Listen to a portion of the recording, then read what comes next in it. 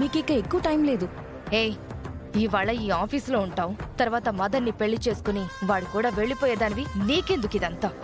Madam, Vihari బాబు గారు నా మీద నమ్మకంతో ఒక అవకాశం ఇచ్చారు.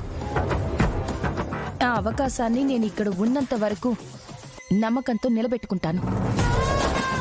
అందుకే చెప్తున్నాను, దయచేసి ఆ డబ్బులు సెటిల్ చేసేయండి. నిన్ను అంతలా ఇంటి దగ్గర ఇరికిస్తున్నా నువ్వు మారవా? నేనేమైనా తప్పు చేస్తే కదా మారడానికి. తప్పు చేసింది మీరు.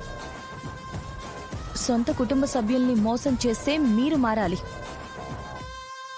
రోజు తప్పు చేస్తూ ఎదుట వాళ్ల బాధని ఆనందించే మీలాంటి వాళ్ళు మారాలి. కానీ నేను మారను. మారాల్సిన అవసరం నాకు లేదు.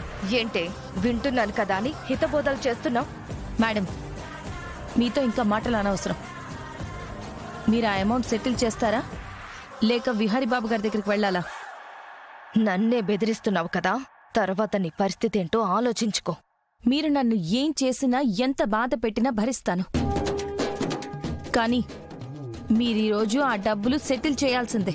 చూడు లక్ష్మి, నువ్వు చేస్తున్న దానికి ఖచ్చితంగా గుణపాఠం నీకుంటుంది. మీరు ఎంత బెదిరించినా నేను బెదర్ను.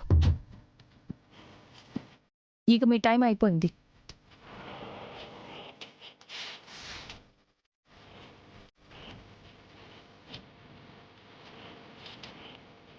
నేను విహారీ గారి దగ్గరికి వెళ్తున్నాను.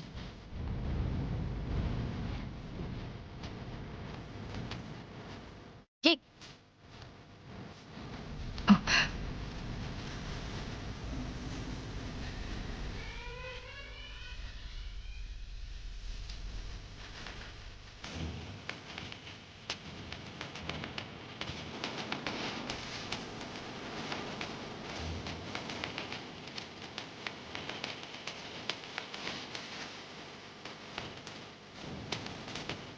విహారీ గారు, లక్ష్మి చెప్పు.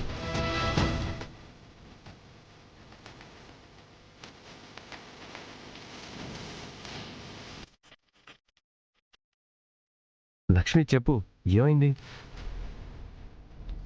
సార్, మన కంపెనీ అకౌంట్లో 57 కోట్ల డబ్బు క్రెడిట్ అయింది సార్. వాట్?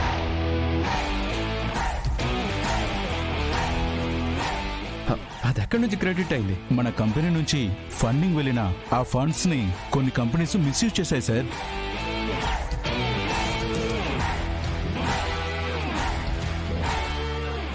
అవును విహారీ గారు,